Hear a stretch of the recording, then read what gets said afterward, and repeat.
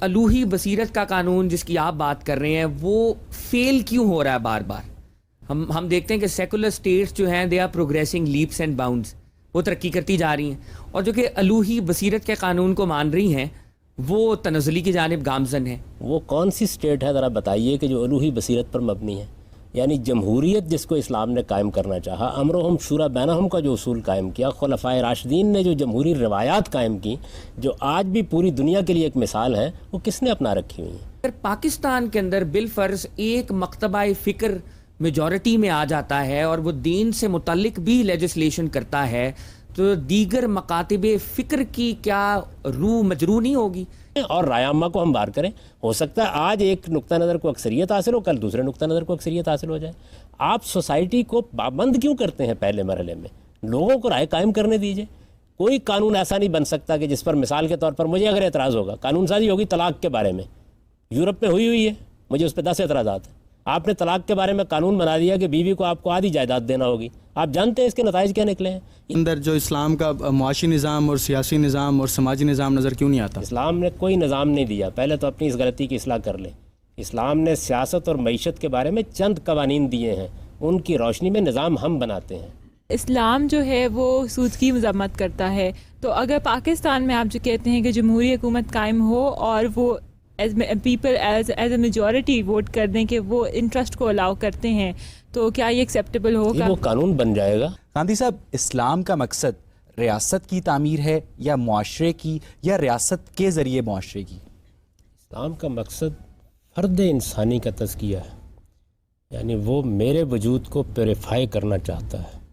انسان کا وجود ایک اخلاقی وجود ہے، اور مذہب بنیادی طور پر اس کو پاکیزہ بنانے کے لیے آیا ہے۔ مذہب کی تعلیم کا خلاصہ یہ ہے کہ ہم سب کو ایک دن ایک پروردگار کے حضور میں پیش ہونا ہے، اور اس پیشی پر ہم سے یہ پوچھا جائے گا کہ ہم نے دنیا کی زندگی میں اپنے اس نفس کو پاکیزہ بنایا یا اسے آلودہ کیا۔ یہ مذہب کا بنیادی پیغام ہے، یہی مذہب کا بنیادی مقصد ہے۔ معاشرہ اور ریاست اس مقصد سے متعلق ہوتے ہیں، لیکن یہ بنیادی طور پر اس کا ہدف نہیں ہوتے۔ نہ معاشرہ نہ ریاست، وہ فرد کو مخاطب کرے گا، فرد کو پاکیزہ بنائے گا، فرد کے اخلاق کو بلند کرے گا، فرد کا تعلق خدا سے وابستہ کرے گا، فرد کے وہ تعلقات جو انسانوں کے حوالے سے پیدا ہوتے ہیں ان کی تطہیر اور ان کا تزکیہ کرے گا، انہیں پاکیزہ بنائے گا، انہیں پیوریفائی کرے گا۔ آپ مذہب اور ریاست کے باہمی انٹریکشن کو کس طرح دیکھتے ہیں؟ جس وقت کسی ریاست میں مسلمانوں کے پاس اقتدار ہوگا تو اس اقتدار کی 3 نوعیتیں ہو سکتی ہیں۔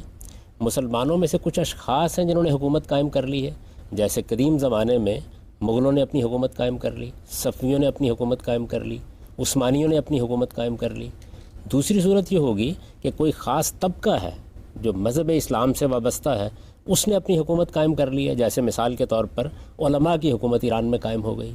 تیسری صورت یہ ہوگی کہ جمہور اپنی حکومت قائم کرے۔ اسلام ہمیں کوئی سیاسی نظام دیتا ہے؟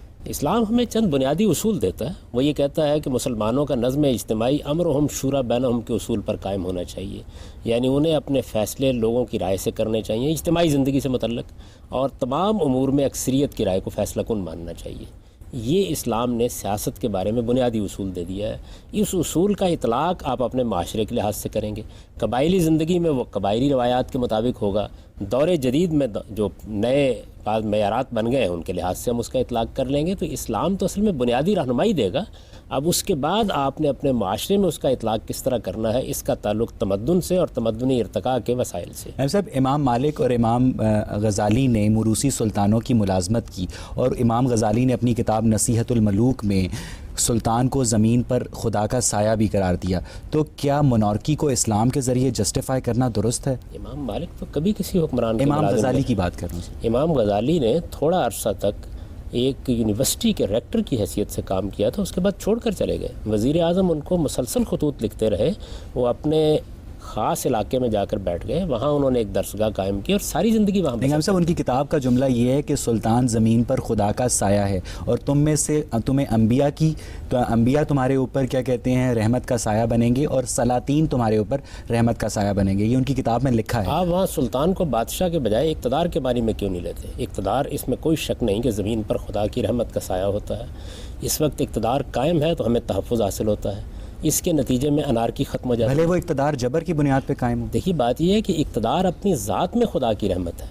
جب ایک نظم حکومت قائم ہوتا ہے تو اس نظم حکومت میں لوگوں کے لیے جان مال آبرو کی حفاظت کا اہتمام کیا جاتا ہے. تو میرے نزدیک سلطان و ذل اللہ کو آپ کسی خاص سلطان یا کسی بادشاہ کے معنی میں کیوں لیتے ہیں؟ آپ اسے اقتدار کے معنی میں لیجئے. اقتدار خدا کی رحمت ہے. اس کی وجہ یہ ہے کہ اگر اقتدار ختم ہو جائے تو پھر انارکی پیدا ہوتی ہے. قرآن مجید ہمارے پاس دین کے ماخذ کی حیثیت سے موجود ہے. قرآن مجید بالکل واشگاف الفاظ میں یہ اعلان کر رہا ہے کہ امرہم شورا بینہم. کسی درجے میں بھی وہ اس بات کو قبول کرنے کے لیے تیار نہیں ہے کہ لوگوں کی رائے کے خلاف بھی کوئی حکومت قائم ہو سکتی ہے. خلفائے راشدین اس کا اعلان کر رہے ہیں. سیدنا عمر رضی اللہ عنہ کا مشہور خطبہ ہے جو بخاری نے نقل کیا ہے کہ ایک خاص موقع کے اوپر جب انہوں نے دیکھا کہ لوگ سیاسی نظام کے بارے میں بعض ایسی آراء کا اظہار کر رہے ہیں جو اسلامی تصورات کے خلاف ہے، تو انہوں نے خطبہ دیا. اس میں سیدنا ابوبکر صدیق رضی اللہ عنہ کے انتخاب کی حقیقت بیان کی اور اس کے بعد یہ شاکار جملہ کہا کہ لا خلافت الا مشورۃ من المسلمین. کوئی حکومت مسلمانوں کی رائے کے خلاف قائم نہیں ہے. ہم سب سورہ توبہ کی 5ویں آیت کی روشنی میں آپ نے اپنی کتاب میزان میں لکھا کہ اگر مشرکین عرب کفر سے توبہ کر لیں تو ٹھیک، ورنہ صحیح مسلم کی حدیث کی روشنی میں وہ واجب القتل ہیں.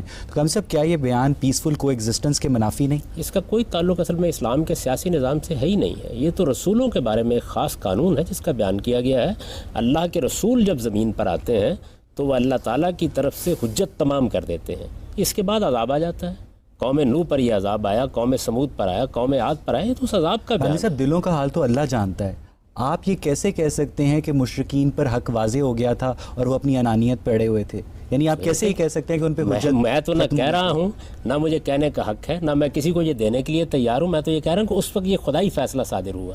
تو خدا تو دلوں کے حال یعنی جانتا ہے. خدا نے حضور کو بتا دیا تھا کہ ان کے اوپر حق واضح ہو گیا. یہی سب سے پہلے بتایا. پورا قرآن اسی کو بتانے کے لیے نازل ہوا. جب اللہ کا رسول دنیا میں آتا ہے، اللہ کے پیغمبر کی بعثت ہوتی ہے، تو اللہ تعالیٰ براہ راست فیصلے کر رہے ہوتے ہیں جس طرح کہ وہ اب ہماری زندگی اور موت کے فیصلے کرتے ہیں. اسی وجہ سے تو میں یہ کہتا ہوں کہ یہ رسولوں کے ساتھ خاص ایک قانون ہے. اس کا مجھ سے آپ سے کوئی تعلق نہیں، نہ یہ اسلام کے سیاسی نظام کا کوئی حصہ ہے. اس میں یہ بتایا گیا ہے کہ اللہ کے پیغمبر کی طرف سے جب حجت تمام ہو جاتی ہے تو وہ قیامت جو ہم سب کے لیے برپا ہونے والی ہے وہ ایک قوم کے لیے اسی دنیا میں برپا ہو جاتی ہے. اسی اصول پر قوم نوح ساری کی ساری غرقاب کر دی گئی. اسی اصول کے اوپر قوم عاد برباد ہوئی. اسی اصول کے اوپر دوسری قوموں پر عذاب آیا. یہ خدا کے عذاب کا بیان ہے، یہ کسی سیاسی قانون کا بیان نہیں ہے. ٹھیک. اسلام کا سیاسی قانون الگ ہے اور اللہ تعالیٰ کا قانون اتمام حجت الگ ہے. اللہ تو آج بھی لوگوں کو مار بھی رہا ہے، جلا بھی رہا ہے، زندگی بھی دے رہا ہے، موت بھی دے رہا ہے.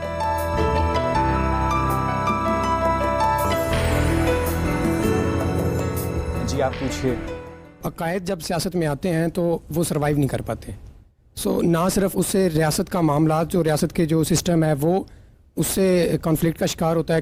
اگر مذہب میں کوئی سچائی ہے تو پھر وہ کس طرح کمپرومائز کر کے سروائیو کر پائے گی؟ مذہب کی سچائی سروائیو نہیں کرے گی جہاں پہ سیاست کے کمپرومائزز ہوں گے. دیکھیے عقائد کا سیاست سے کوئی تعلق ہی نہیں ہے. میں مسلمان ہوں، میں خدا کو مانتا ہوں، میں آخرت کو مانتا ہوں. یہ میرا اعلان ہے اور میں اس کو دلائل کے ساتھ پیش کرتا ہوں. دلائل کے ساتھ پیش کرنے کا حق رکھتا ہوں. دوسرے کو حق حاصل ہے کہ وہ میری بات نہ مانے. مجھے جو تعلیم دی گئی ہے ایک دائی کی حیثیت سے وہی ہے کہ انما انت مذکر لست علیہم بمسیطر. تم نصیحت کرنے والے ہو، تمہارا کام یہ ہے کہ لوگوں کو صحیح بات بتا دو. تم کوئی داروغہ بنا کر نہیں بھیجے گئے. تو عقائد تو کبھی زیر بحث ہی نہیں آتے. جو چیز زیر بحث آتی ہے وہ قانون ہے اور قانون اکثریت کو اپنے نقطہ نظر سے بنانے کا حق حاصل ہے. گویا سیاست کو مذہب سے علیحدہ کر دینا چاہیے. میں تو یہ کہتا ہوں کہ یہ بات ہی ٹھیک نہیں ہے کہ مذہب کو سیاست سے متعلق ہونا چاہیے، نہیں ہونا چاہیے. مذہب کو فرد سے متعلق ہونا چاہیے. یعنی انسان مذہب کو قبول کرتا ہے، انسان مذہب کو رد کرتا ہے. مذہب ذاتی معاملہ ہے جو کہ سیکولرزم کا ایک بنیادی پوائنٹ ہے. اگر مذہب میں مجھے کوئی اجتماعی زندگی کے متعلق حکم دیا گیا ہے تو اجتماعی زندگی میں ظہور پذیر ہو جائے گا. اگر انفرادی زندگی سے متعلق احکام دیے گئے تو انفرادی زندگی میں ظہور پذیر ہوں گے. مثال کے طور پر اگر مجھے یہ بتایا گیا ہے کہ فلاں فلاں جرائم کی سزائیں اللہ کے قانون کے مطابق دی جائیں گی، تو جب ہم مسلمان بیٹھیں گے قانون بنائیں گے تو یہ قانون خود بخود روبہ عمل ہو جائے گا. یعنی اکثریت کی حکومت یہی اسلام کا منشا ہے اور یہی اس وقت دنیا ترقی کر کے اخذ کر سکی. ہم سب جامعہ ازہر کے جو علماء تھے انہوں نے مصر میں انور سادات کی ٹوٹیلیٹیرین رجیم کو سپورٹ کیا اور اس کے بدلے میں انور سادات نے مصر میں اسلام کو سرکاری سطح پر اڈاپٹ کیا. تو کیا ریاست اور مذہب کا یہ گٹھ جوڑ صرف باہمی مفادات کے تحفظ کے لیے ہوتا ہے؟ یہ ریاست اور مذہب کا نہیں، ریاست اور علماء کا گٹھ جوڑ ہے. اور یہ دو بالکل الگ الگ یہ تاریخ میں ہمیشہ ہوتا ہے غنی صاحب. ایسا ہو سکتا ہے کہ کچھ علماء ریاست کے ساتھ گٹھ جوڑ کریں، ایسا بھی ہو سکتا ہے کچھ علماء ریاست میں اگر کوئی غلط کام ہو رہا ہے تو اس کے اوپر تنقید کریں. ہماری تاریخ میں دونوں طرح کی مثالیں ہیں. آپ ابو حنیفہ رحمۃ اللہ علیہ کو دیکھیے، امام مالک کو دیکھیے، آپ امام احمد بن حنبل کو دیکھیے، تو ریاست کے ساتھ ان کی کشمکش رہی، کوئی عہدہ قبول کرنے کے لیے تیار نہیں ہوئے، مسلسل اپنی دعوت دیتے رہے اور اپنا پیغام پہنچاتے رہے، کسی درجے میں کسی غلط فتوے پر دستخط کرنے کے لیے تیار نہیں ہوئے. دونوں طرح کی روایات موجود ہیں. آپ انسانوں کو انسان سمجھیے، علماء کو بھی انسان سمجھیے. ان میں وہ بھی ہوتے ہیں کہ جو اپنے حق کو پیش کرتے ہیں اور اس کی بنیاد کے اوپر عزیمت کے ساتھ کھڑے رہتے ہیں، وہ بھی ہوتے ہیں کہ جو مصالحت کا رویہ اختیار کر لیتے ہیں. دونوں طرح کے لوگ ہمیشہ رہے ہیں، اس زمانے میں بھی اس طرح کے لوگ آپ کو مل جائیں گے. ویسے بات یہ ہے کہ اگر اسلام ایک پرامن مذہب ہے تو کیوں ہمیشہ تاریخ میں مسلمان دوسرے ممالک پہ پری ایمپٹیو اسٹرائک کر کے انہیں دو آپشنز دیتے تھے، یا جنگ کر لو یا اسلام قبول کر لو، اور جنگ کو ہارنے کی صورت میں انہیں ذمہ بن کر جزیہ دینا پڑتا تھا. روم، ایران، عراق، شام، ہندوستان، ہر جگہ مسلمانوں نے پری ایمپٹیو اسٹرائک کیوں کی؟ میرا تو خیال یہ ہے کہ تاریخی طور پر بھی بات ٹھیک نہیں ہے. اس کے دو حصے ہیں. ایک حصہ وہ ہے جس کی طرف میں پہلے اشارہ کر چکا، جس میں رسالت مآب صلی اللہ علیہ وسلم آپ کے صحابہ نے خدا کے قانون کو نافذ کیا ہے، اور خدا کا قانون رسولوں سے متعلق ہے. جب کسی قوم یا اقوام پر اللہ کے رسولوں کی طرف سے حجت تمام ہو جاتی ہے تو عذاب کے طور پر اللہ تعالیٰ اس کو محکومی میں ڈال دیتے ہیں. وہ ایک بالکل الگ قانون ہے، وہ صحابہ کرام کے ساتھ متعلق تھا، انہی کے ساتھ. غامدی صاحب، ان تمام ممالک کے لوگوں پہ ان تمام ممالک میں جو لوگ رہتے تھے ان پر حجت کیسے واضح ہو گئی تھی؟ وہاں تو تک ابھی مسلمان پہنچے ہی نہیں تھے. نہیں، بالکل ہوئی جی. رسالت مآب صلی اللہ علیہ وسلم نے 3 ادوار میں اتمام حجت کیا ہے. پہلے مرحلے میں آپ نے مکے میں ایک لمبا عرصہ بسر کیا اور ان پر اتمام حجت کیا، پھر ان کے لیے خدا کے عذاب کا فیصلہ ہوا. پھر اس کے بعد یثرب میں تشریف لائے، وہاں اہل کتاب پر اتمام حجت کیا، پھر ان کے لیے عذاب کا فیصلہ صادر ہوا. اور اپنے آخری سال میں ان تمام حکمرانوں کو خطوط لکھے، ان کے اوپر اللہ کی حجت تمام کی، ان کو موقع دیا کہ وہ کوئی بات کرنا چاہتے ہیں کر لیں.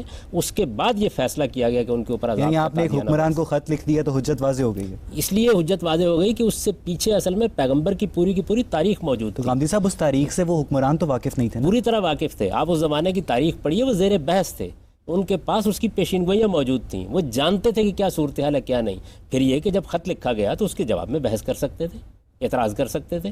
جن لوگوں نے اس کے بعد موافقت کا رویہ اختیار کیا ان کے خلاف کوئی کارروائی نہیں کی گئی. وہ ایک الگ قانون ہے، اس قانون کو آپ کبھی موضوع بنائیے، اس کی میں پوری تفصیل بیان کر دوں. یہ تاریخی طور پر یہ درست ہے کہ مسلمان ایک ملک میں گھوڑے دوڑاتے ہوئے آئیں اور انہیں کہیں کہ یا اسلام قبول کر لو یا جنگ کر لو کیونکہ تم پر حجت واضح ہو چکی ہے. میں یہ عرض کر رہا ہوں کہ یہ کام تو رسالت مآب صلی اللہ علیہ وسلم ان کے صحابہ ان کی وفات کے بعد بھی ہوتا رہا، اسپین تک مسلمان. میں عرض کرتا ہوں اس کے بعد آپ اسپین پر حملہ بالکل دوسرے مقاصد سے ہوا ہے، ہندوستان پر حملہ دوسرے مقاصد سے ہوا ہے.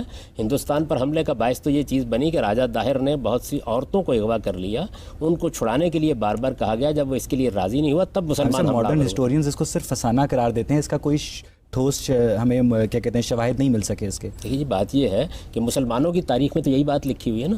اگر دوسرے ہسٹورینز کو اور وجہ دریافت کر لی ہے تو اس پر بھی ہم غور کر لیں. امپیریلزم. اچھا، فرض کر لیے یہی بات ہے تو اس کی کوئی ذمہ داری تو صحابہ کرام پر اس پر عائد نہیں ہوتی. وہ زمانہ ایسا تھا. مسلمانوں پر تو ہوتی ہے نا سر. مسلمانوں نے تو محمود غزنوی کے حملے بھی کیے ہیں، احمد شاہ درانی کے حملے بھی کیے ہیں، دوسرے لوگوں کے حملے بھی کیے ہیں. اس کی اسلام پر کیا ذمہ داری عائد ہوئی؟ مسلمان آج جو کچھ کرتے ہیں اس کی اسلام پر کیا ذمہ داری عائد ہوتی ہے؟ اسلام میں اگر کسی کے عمل کی ذمہ داری کو بیان کرنا ہوگا تو وہ رسالت مآب صلی اللہ علیہ وسلم اور صحابہ کرام ہے. انہوں نے خدائی قانون کا نفاذ کیا ہے اور اس قانون کا کوئی تعلق ہمارے ساتھ نہیں ہے، نہ آج یہ اسلام کا کوئی قانون ہے. ہم بالکل قاعدے کے مطابق اپنا نقطہ نظر پیش کریں گے. اصل میں آپ جس دور کی مثالیں دے رہے ہیں اس دور میں ساری قومیں یہی کام کرتی تھیں، مسلمانوں نے بھی یہی کام کیا اور اس کا دفاع کرنے کی کوئی ضرورت نہیں. جسٹس اور جسٹیفیکیشن میں فرق ہوتا ہے کہ وہ یہ کر رہا ہے اس لیے میں یہ کر رہا ہوں. میں تو کوئی جسٹیفیکیشن نہیں کر رہا، میں تو یہ کر رہا ہوں کہ جو غلط کام اس زمانے میں ہو رہا تھا مسلمانوں نے بھی کر ڈالا. اسے جسٹیفائی کرنے کی ضرورت کیا ہے؟ جو کام صحابہ کرام نے کیا ہے وہ ایک خدائی قانون کے مطابق کیا ہے، اس کی مجھے وجہ بھی آپ کو بتانی ہے اور اس کو قرآن نے خود بیان کر دیا ہے. اس کے بعد مسلمانوں کی ایک بڑی طاقت قائم ہو گئی، مسلمانوں نے ایک سپر پاور کی حیثیت اختیار کر لی. اور آپ جانتے ہیں کہ سپر پاورز کو اخلاقی حدود کا پابند رکھنا بہت مشکل کام ہوتا ہے. اس میں جائز حملے بھی ہوئے، اس میں ناجائز حملے بھی ہوئے.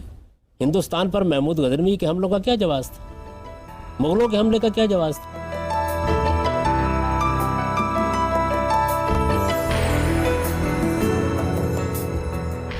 سوال معاشرے اور مذہب کے تعلق کے بارے میں ہے کہ اگر آپ معاشرے کا مذہب کا تعلق صرف فرد سے رکھتے اور معاشرے سے نہیں رکھتے تو کیا اس سے اسلام صحیح طور پر اطلاق اس کا ہو سکتا ہے؟ پہلی بات. اور دوسری بات یہ کہ اگر ایک ایسے معاشرے میں بہت سارے مذاہب کے لوگ رہ رہے ہیں تو وہاں کانسٹیٹیوشن لیجسلیشن اور عدالتی نظام، اور نہ صرف یہ بلکہ معاشرتی استحکام کی آپ کس طرح ضمانت دیتے ہیں، اور کس بیسس پر آپ وہاں پر کانسٹیٹیوشن اور لیجسلیشن کریں گے؟ جی فرد سے مذہب متعلق ہوگا، مذہب فرد سے متعلق ہو کر اس سے کیا مطالبہ کرتا ہے. اگر مذہب مطالبہ کرتا ہے انفرادی حیثیت سے تو وہ پورا کیا جائے گا، آئلی حیثیت سے مطالبہ کرتا ہے تو وہ پورا کیا جائے گا. اگر مجھے حکمرانی حاصل ہو گئی ہے اور اسلام نے حکمران کی حیثیت سے مجھ سے کوئی مطالبات کیے ہیں تو وہ میں پورے کروں گا. اصل میں سوسائٹی سے فرد نے متعلق ہونا ہے. مذہب نے کیا حکم دیا ہے اس آدمی کو جس نے مذہب قبول کیا ہے. اگر فرض کیجئے کہ ایک قوم کے اندر ایک بہت بڑی اکثریت مسیحیوں کی ہے تو مسیحی نقطہ نظر کا ظہور ہو جائے گا معاشرے میں، اور اگر بہت بڑی اکثریت مسلمانوں کی ہے تو اس کا ظہور ہو جائے گا. میں تو اس لیے بار بار یہ توجہ دلا رہا ہوں کہ پہلے آپ فیصلہ کر لیجئے کہ آپ کو مذہب کو جمہوری طریقے سے سوسائٹی تک پہنچانا ہے یا آپ کو مذہب کو کسی بادشاہ کی حیثیت سے سوسائٹی تک پہنچانا ہے. یعنی اگر تو آپ بادشاہ ہیں تو پھر ظاہر بات ہے کہ جب آپ نے ایک استبدادی حکومت قائم کر لی ہے تو جو آپ کا جی چاہے کریں، میں کیا کر سکتا ہوں. لیکن اگر سوسائٹی نے جمہوری طریقے سے فیصلے کر رہے ہیں تو پھر جمہوریت میں تو میں ایک رائے قائم کروں گا، یہ رائے 10,000 افراد نے قائم کر لی، یہ ایک بہت بڑی اکثریت نے قائم کر لی، اس کا قانون میں معاشرے میں ظہور ہو جائے گا. اگر میرے ہاں کوئی کمزوری ہے تو وہ کمزوری بھی سوسائٹی تک پہنچ جائے گی. پہلے فیصلہ کیجئے کہ آپ کو سوسائٹی سے متعلق ہونا کس اصول پر ہے، جمہوری اصول پر یا ملوکیت کے اصول پر. اگر ایک مخلوط معاشرہ قائم ہے، بہرحال جو کانسٹیٹیوشن اور لیجسلیشن کی بیسس کوئی مذہب ہوتی ہے، تو آپ بہت سارے جہاں پر مذاہب کے لوگ رہ رہے ہیں کیسے یقین بنائیں گے، ایون کہ اسلام کے اندر بھی بہت سارے فرقے ہیں جن میں بہت سارے مسائل کا فرق ہے، تو آپ کیسے یقین بنائیں گے کہ ایک عدالتی نظام جو اور صحیح طرح سے وہ کام کرتا رہے گا اور معاشرے کا استحکام جو ہے مجروح نہیں ہوگا؟ ہم پارلیمنٹ قائم کریں گے، اکثریت کی بنیاد پر قانون سازی کریں گے، کانسٹیٹیوشن کو ایک جمہوری کانسٹیٹیوشن کے طور پر بنائیں گے جس میں اکثریت کی رائے فیصلہ کن ہو اور لوگوں کو آزادی حاصل ہو کہ وہ اپنی بات کہہ سکیں، اپنا نقطہ نظر بیان کر سکیں. اس سے کس کو اختلاف ہے؟ ازرائے کرم بتا دیجیے. نبی صاحب 20ویں صدی سے قبل مسلمان علماء کو کبھی کیوں کوئی پارلیمنٹ قائم کرنے کا خیال نہیں آیا؟ دیکھیے پارلیمنٹ کا قیام خود تمدنی ارتقاء کے نتیجے میں ہوا ہے. یعنی کچھ چیزیں ایسی ہیں کہ جن کو آپ آج کہتے رہیں، جب تک تمدن کچھ کروٹیں لے کر اس جگہ نہیں پہنچتا لوگ نہیں مانتے. میں نے ایک پچھلے پروگرام میں آپ کو مثال دی تھی کہ اللہ تعالیٰ نے جس وقت سموئیل نبی کے ذریعے سے بنی اسرائیل نے مطالبہ کیا بادشاہت کا تو بادشاہت کی شدید مذمت کی، اس کے مائب بیان کیے، بتایا اس میں کیا عیوب ہے. اس سب کچھ کے باوجود بنی اسرائیل بادشاہت پر اصرار کرتے رہے.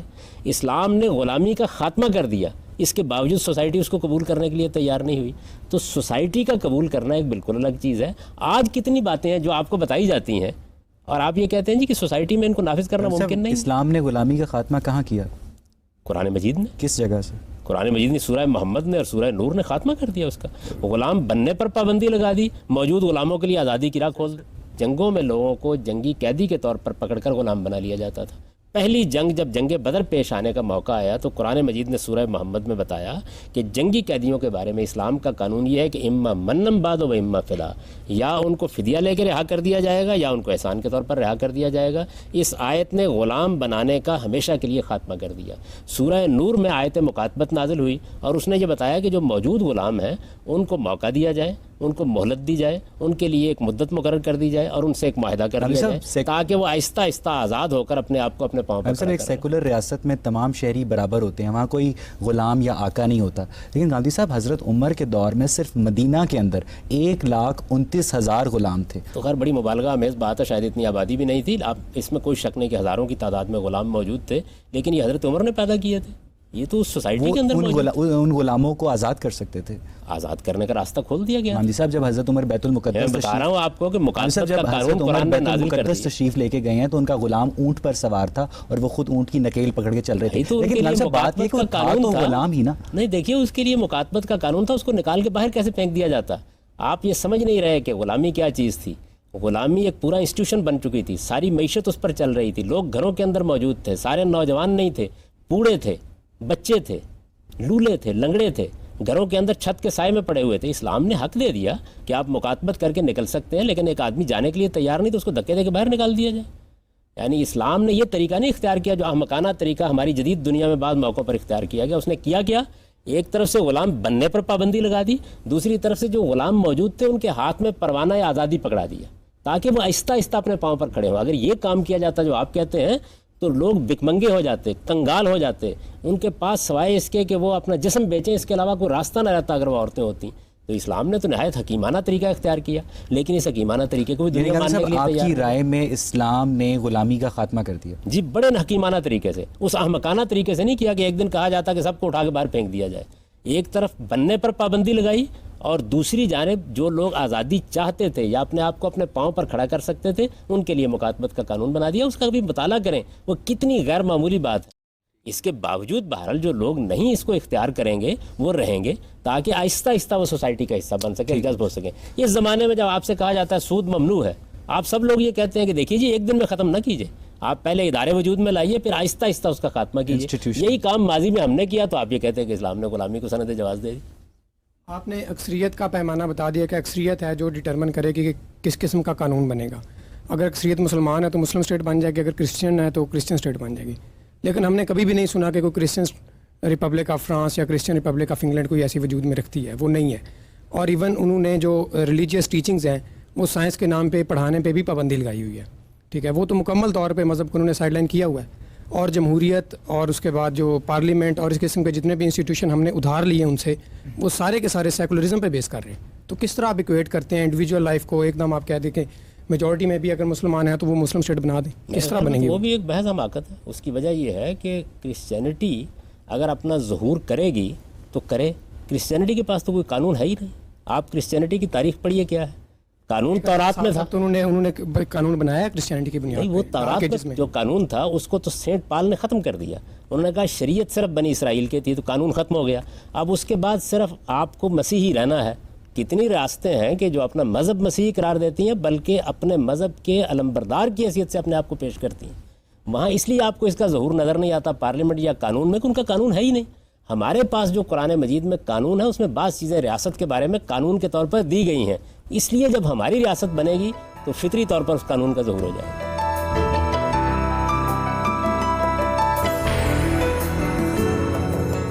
میرا سوال آپ سے یہ ہے، دو سوال ہیں بنیادی طور پر، کہ الوہی بصیرت کا قانون جس کی آپ بات کر رہے ہیں وہ فیل کیوں ہو رہا ہے بار بار؟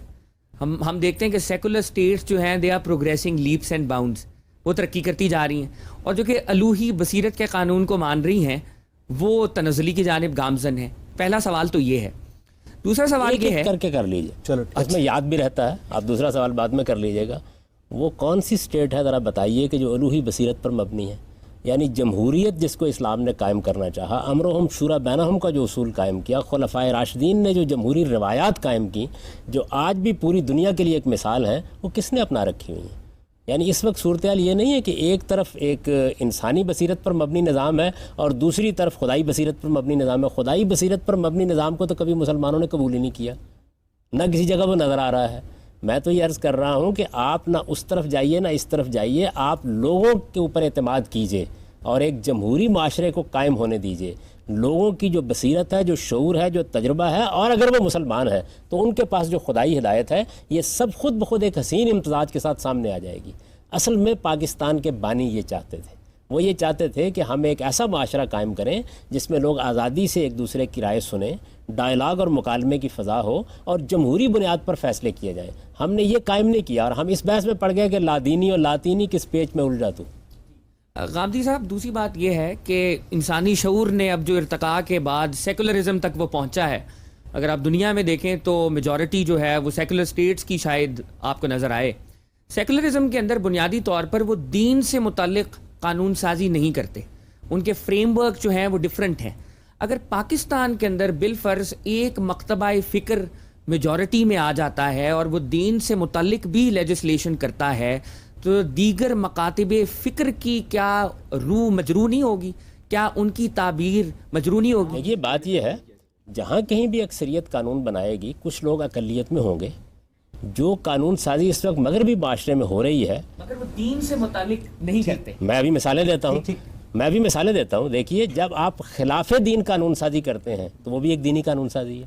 آپ جب یہ کہیں گے کہ ہم نے ہومو سیکسولیٹی کو ایک قانونی حیثیت دے دی ہے تو سوال یہ ہے کہ مذہبی لوگوں کے جذبات مجروح نہیں ہوں گے؟ ان لوگوں کو اس پر تشویش نہیں ہوگی کہ جو اس کو انسانی اخلاقیات کے خلاف سمجھتے ہیں؟ قانون سازی جب بھی اکثریت کی بنیاد پر ہوگی، کسی بنیاد کو آپ قائم کریں گے نا، وہ بنیاد یا تو مذہب ہوگا یا رواج ہوگا یا رسم ہوگی یا آپ کا کوئی استخراج ہوگا، آپ کا کوئی سائنسی عقیدہ ہوگا، اس کے بغیر قانون سازی ہو کیسے سکتی ہے؟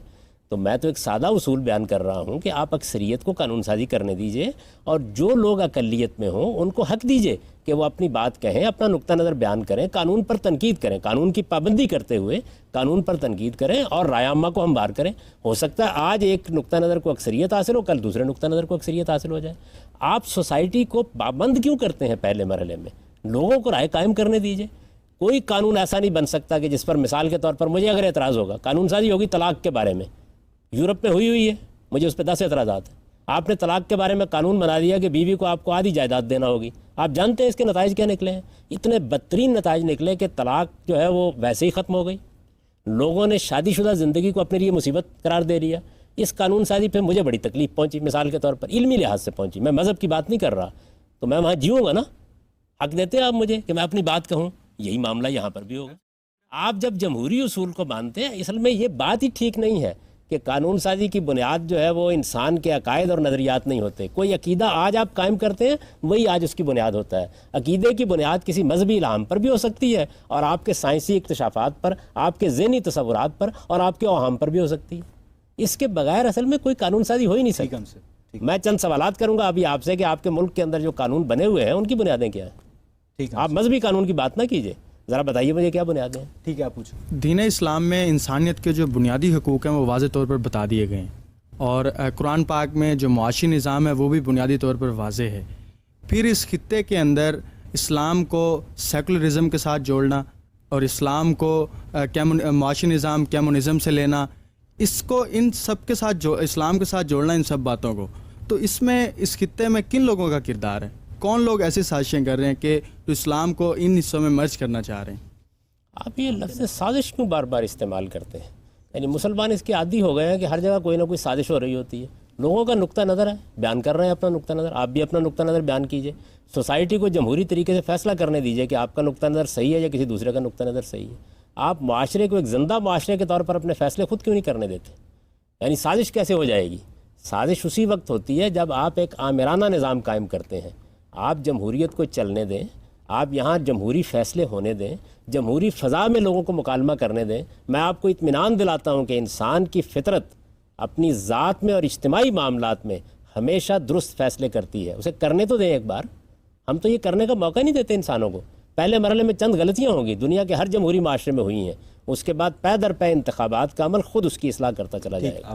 غامدین صاحب, آپ نے کہا ہے کہ مذہب کا سوسائٹی اور اسٹیٹ کے ساتھ کوئی تعلق نہیں ہوتا, فرد کے ساتھ ہوتا ہے, اور جمہوریت میں فرد کی پوری زندگی کو اسٹیٹ اور سوسائٹی گھیرے ہوئے ہے. سوسائٹی اور خود اسٹیٹ خود افراد پہ مشتمل ہے جو ان کی زندگیوں کے فیصلے کرتی ہے. کیا واضح کریں گے کہ مذہب کا فرد کے ساتھ کس طرح کا تعلق ہے؟ دیکھیے جی, بات یہ ہے کہ میں نے جو بات عرض کی ہے وہ پوری بات بیان کیجیے کہ مذہب فرد کو مخاطب کرے گا, فرد کو احکام دے گا, فرد سے یہ پوچھے گا کہ تم انفرادی زندگی میں کیا کرتے ہو, اجتماعی زندگی میں کیا کرتے ہو. فرد مسلمان ہے تو اس کا ظہور اجتماعی زندگی میں بھی ہو جائے گا, اور اگر مسلمانوں کی اکثریت ہوگی اور وہ اسلام کا صحیح تصور رکھتے ہوں گے تو وہ مسائل پیدا نہیں ہوں گے جو آپ نے پیدا کر دیے ہیں, اور اگر نہیں ہوگا تو مسائل پیدا ہو جائیں گے. یعنی میں تو جو بات کہہ رہا ہوں وہ بات یہ نہیں ہے کہ آپ اصل میں کرتے کیا ہیں. کرتے یہ ہے کہ جو پہلے سے موجود تصورات ہیں نا, کہ یا تو مجھے مذہب کی کسی خاص تعبیر کو ایک قانون کی حیثیت سے مسلط کر دینا ہے, اور یا یہ ہے کہ اس کا انکار کر دینا ہے. یعنی یا ادھر چلے جانا ہے یا ادھر چلے جانا ہے. میں یہ کہتا ہوں کہیں بھی نہ جائیے. آپ فرد کو اپنے عقیدے, اپنے نقطہ نظر کے مطابق زندگی بسر کرنے دیجیے, اور افراد کا جو مجموعہ وجود میں آئے گا اسے پارلیمنٹ کے ذریعے سے اپنے نقطہ نظر کا اظہار کرنے دیجیے اور اسے قانون بننے دیجیے. آج ہو سکتا ہے کہ ایک قانون آپ کی مرضی کا بن جائے, پرسوں ہو سکتا ہے میری مرضی کا بن جائے.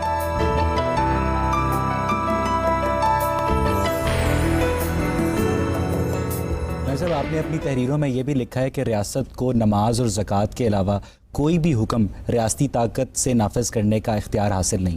دوسری طرف ہمیں لا اکراہ فی الدین کا حکم بھی ملتا ہے. تو آپ ان دونوں باتوں کو کس طرح ریکنسائل کریں گے؟ دیکھیے, لا اکراہ فی الدین کا مطلب تو یہ ہے کہ اللہ تعالیٰ نے اس دنیا کے اندر کسی انسان کو بالجبر کسی دین کا پابند نہیں کیا. ٹھیک, جب اللہ تعالیٰ نے یہ کام نہیں کیا تو مجھ کو بھی حق نہیں ہے کہ میں کسی کو بالجبر پابند کروں. لیکن جس وقت کوئی آدمی مسلمان ہو جاتا ہے تو اس سے اسلام کے لحاظ سے کچھ تقاضے آپ بھی کرتے ہیں, میں بھی کرتا ہوں.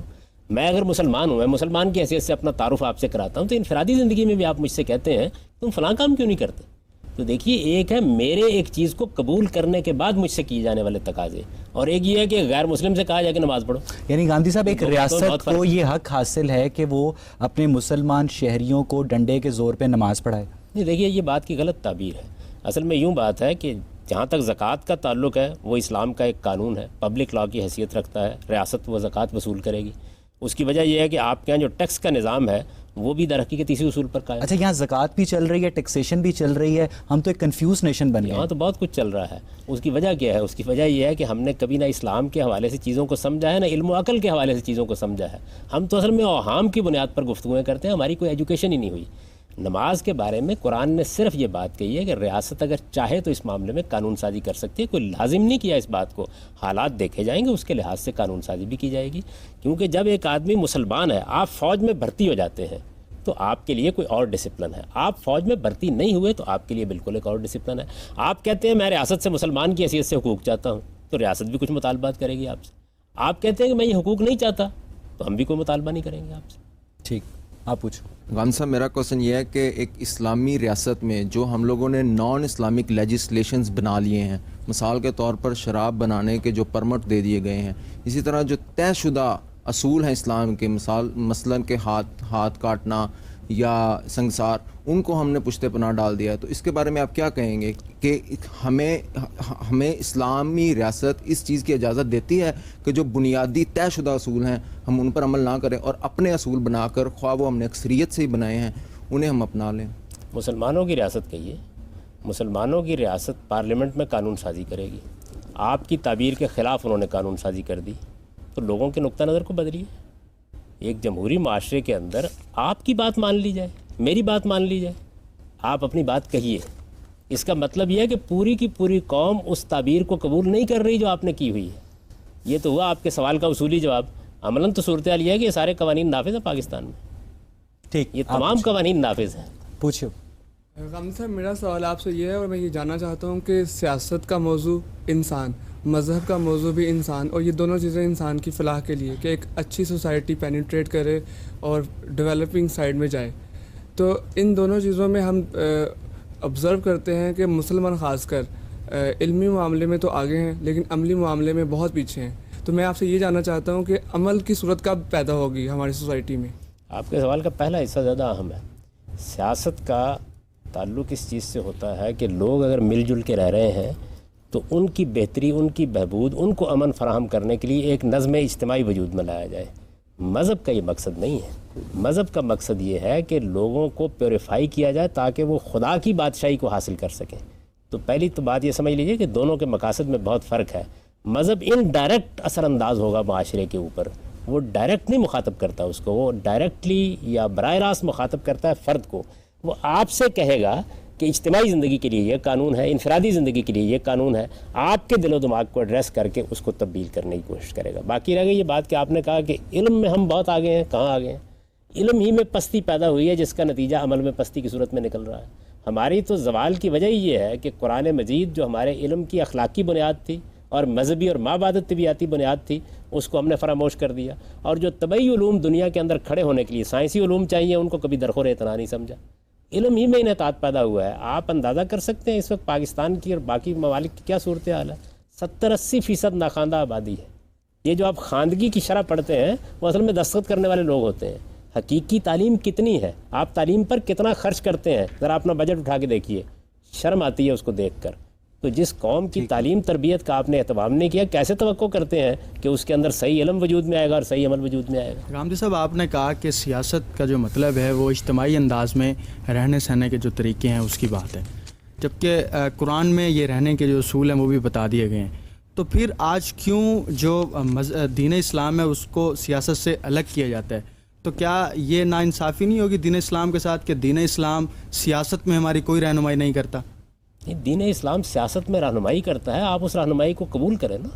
آپ انسان کی حیثیت سے قبول کریں گے تو آپ کی اجتماعی زندگی میں اس کا ظہور ہو جائے گا. یہ آپ کی جو اس وقت پارلیمنٹ ہے جس میں 350 کے قریب افراد بیٹھے ہوئے ہیں، یہ مسلمان ہیں یا کافر ہیں؟ مسلمان ہیں نا. پھر یہ ہمیں کیوں نہیں پاکستان کے اندر جو اسلام کا معاشی نظام اور سیاسی نظام اور سماجی نظام نظر کیوں نہیں آتا؟ اسلام نے کوئی نظام نہیں دیا. پہلے تو اپنی اس غلطی کی اصلاح کر لیں. اسلام نے سیاست اور معیشت کے بارے میں چند قوانین دیے ہیں. ان کی روشنی میں نظام ہم بناتے ہیں. ہم نے کبھی ان کا شعور پیدا کیا, لوگوں کے سوالوں کے جوابات دیے, اپنی ایلیٹ کو اس پر مطمئن کیا, اپنی انٹیلیجنسیا کے ساتھ مکالمہ کیا. یہ جب تک آپ نہیں کریں گے اس وقت تک کیسے ظہور پذیر ہو جائے گا؟ مجھے یہ بتائیے آپ چاہتے کیا ہیں؟ یعنی پارلیمنٹ کے اندر جو عوام کی اکثریت بیٹھی ہوئی ہے اس کی جگہ کو اور آ کے اس قانون کو نافذ کر دیں, اس کے دل و دماغ کو بدلیے. اگر وہاں کوئی خرابی ہے تو اس کو دور کرنے کی کوشش کریں. اگر آپ کی بات معقول ہوگی, لوگ مان لیں گے, تو پارلیمنٹ میں قانون سازی ہو جائے گی. پوچھو.